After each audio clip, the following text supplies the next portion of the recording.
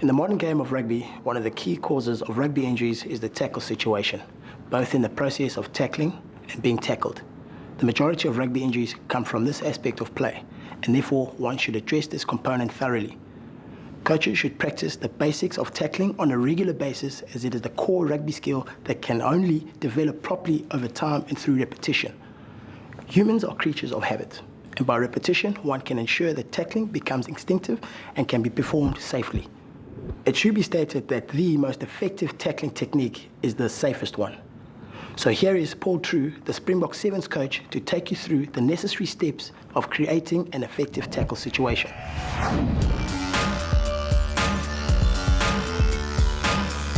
Good morning, guys. How do you feel today? Good. Excellent.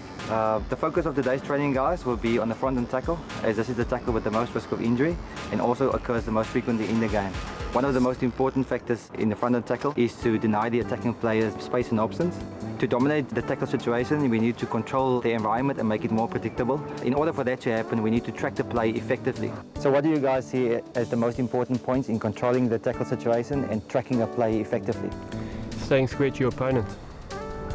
And always attack your opponent's inside shoulder. Paul, what does it mean, attacking your player's inside shoulder? Well, coach, you always hit the shoulder, which is furthest away from the touchline, and therefore you use the touchline as another defender. That helps us to deny the opponent some space, and that's another big rule, to deny them space. And always shuffling sideways and do not cross your feet. And why is it important not to cross your feet? If I can show you quickly, if I'm the attacking player, I'm attacking Rainfoot. Pass, dummy, off balance, and beat him on the inside.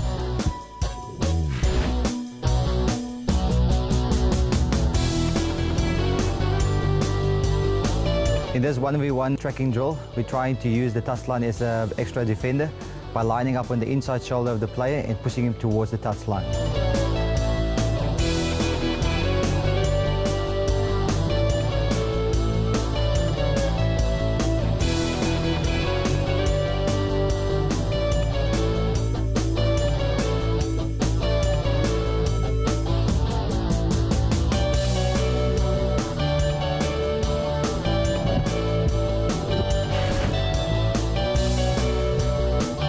In this 3v2 tracking drill is basically an extension of the 1v1, and the two defenders will mark up on the attacking players, and as the first player releases the ball, they will slide towards the third player. Once you can effectively track your player, you can deny your opponent's space and control and dominate the tackle situation. What do you guys see as a checklist how you can actually make an effective tackle? Face up. Face up. Sticky, if you can just come forward and just try to make a tackle on Rainfoot with your head down. And what is wrong with this?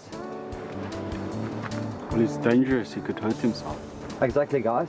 This is not effective and it will increase the risk of neck injuries and concussion. What else? You can't see where you're going. You can't see where you're going, exactly. Okay, Sticky, just step back and then you go for a proper tackle. Okay, that's it. Just to reinforce our key points, is chin up the chest, face up and eyes open. Now that you have your eyes open, where are you going to focus? You focus on the point of contact. And that should be your core, because your feet can always be deceiving. Your body goes where your core goes. Now that we know where to focus, the next thing we're going to do in preparation for contact, we're going to look at the spine in line. So Frankie, if you can just come forward and just do a quick demonstration for us. Okay, what is wrong with this, guys? You can see his spine is curved. Definitely what we need to do is, Frankie, if you can just tuck your back a bit, all right? Just straighten, squat a little bit lower, and you can definitely see there, much straighter back, which is more explosive, safer and more effective.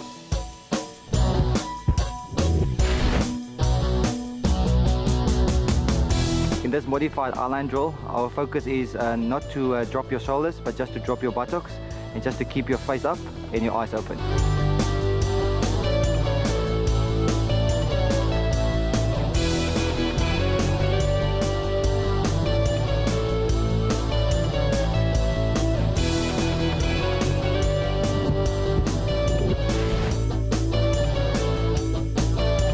So in this drill, we're focusing on core versus footwork.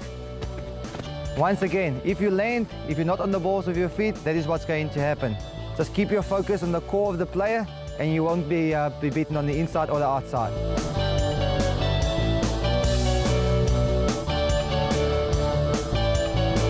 You see? Once again, Marius, flat-footed, no balance, he can't change direction.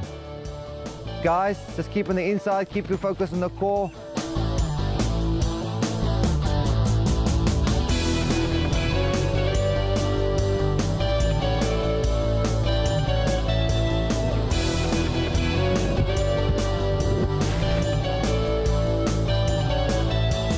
The focus of the defending player will be to focus on the core of the attacking player and not on his footwork, as it is very deceptive. Samai, well done, that's a good one.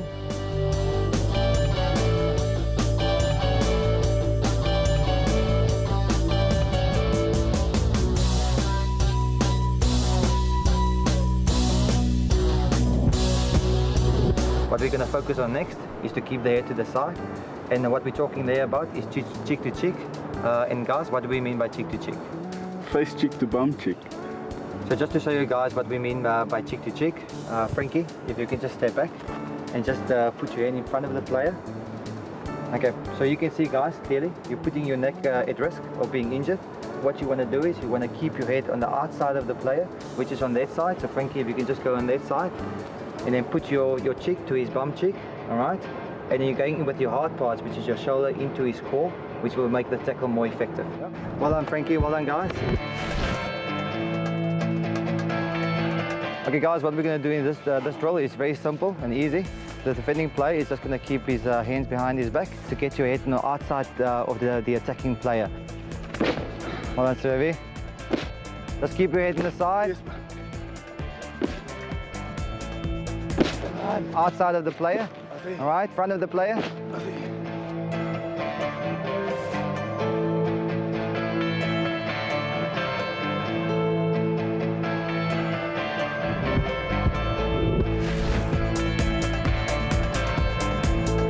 Keep your head to the side.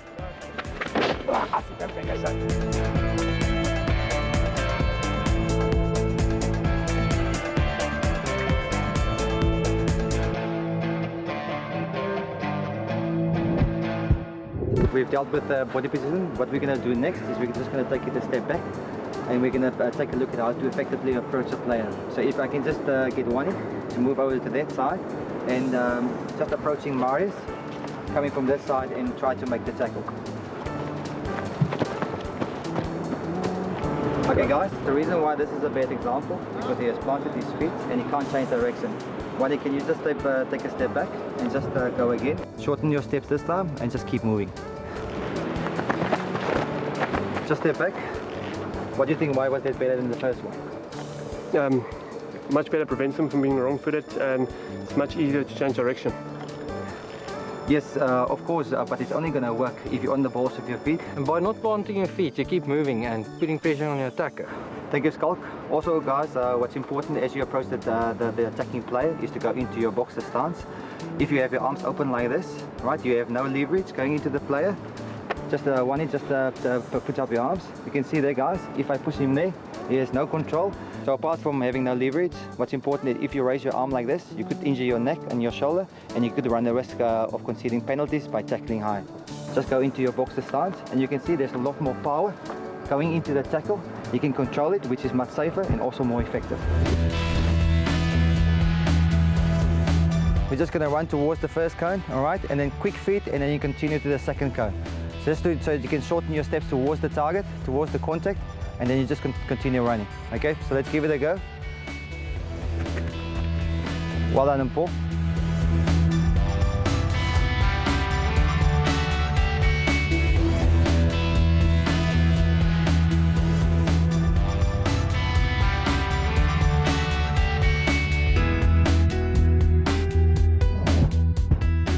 Okay, so what we're going to focus on next is the dip and step with the lead foot into the contact.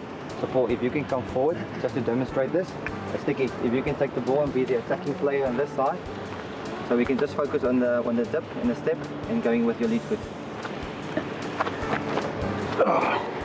Excellent, Paul. What we've seen here is a nice hit and stick. Also good to see is that he's using his arms very effectively.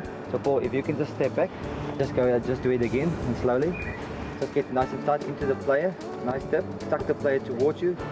There's no separation between the ball carrier and the tackler. And also, Paul, you can see here, is nice and low, is a better control over the tackle, and you will see the leg drop.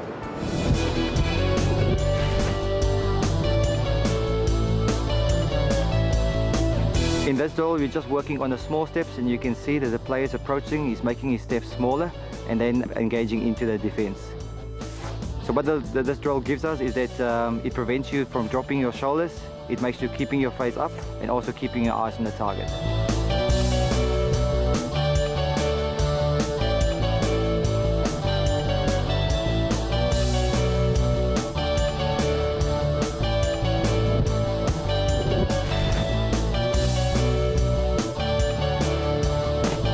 In this drill, we will look at going into the contact with the same leg, same shoulder, and also getting the lead foot nice and close up into the contact.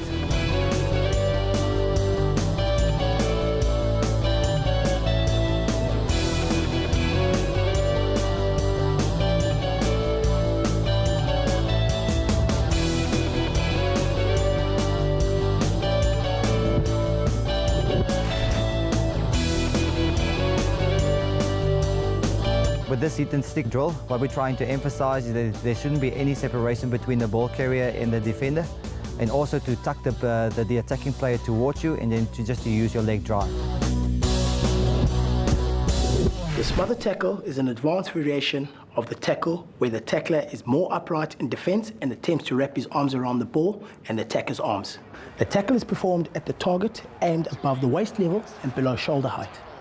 This form of a tackle is not recommended for younger and less experienced rugby players.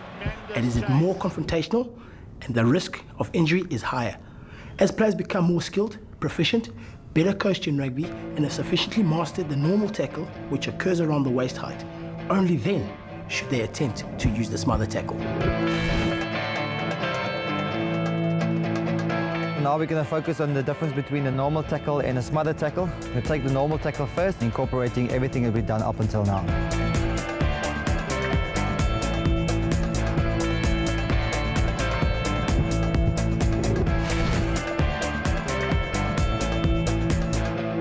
In a smother tackle, you're trying to lock up the ball to prevent the ball carrier to offload in the tackle. Well done, well done. Shorten your step. Focus on the key points.